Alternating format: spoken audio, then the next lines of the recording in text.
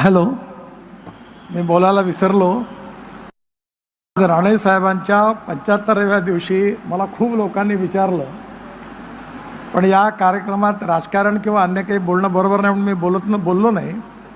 पण तुम्हाला सांगतो की राणे साहेबांच्या समोर ते शब्दाचे पक्के आहेत. या वर्षी मे महिना समाप्त होण्याच्या आधी मुंबई गोवा मार्ग पूर्ण होईल आणि या पावसाळ्यात तुम्हाला त्रास होणार नाही असं राणेसाहेब वारंवार मला सांगतात.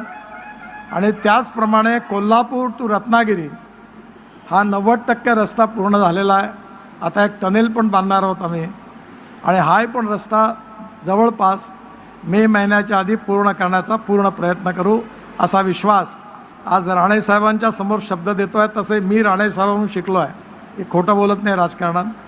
आणि या रस्त्यापायी एवढी बदनामी मी सहन केली आहे की मी काही उद्घाटना करता येणार नाही. मी आत्ताच देवेंद्रजींना सांगितलं की आपण दोघं मिळून गाडीत बसवून एकदा मुंबईवरून निघून गोव्याला जाऊन तिकडनं विमानाने निघून निघून जाऊ नागपूरला. कारण मलाही दुःख आहे याचं की तुम्हाला पुष्कळ दिवस त्रास सहन करावा लागला.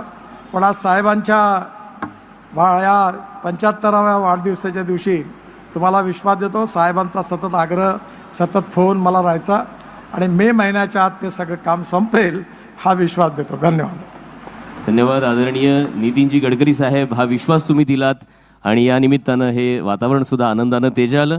क्रिकेटची उपमा देऊन तुम्ही या ठिकाणी रूपकातून कोकणातील प्रत्येक घडामोडींचे लाईव्ह अपडेट पाहण्यासाठी आताच कोकण कटा न्यूजच्या सर्व सोशल मीडियाच्या प्लॅटफॉर्मला लाईक, फॉलो आणि सबस्क्राईब करा.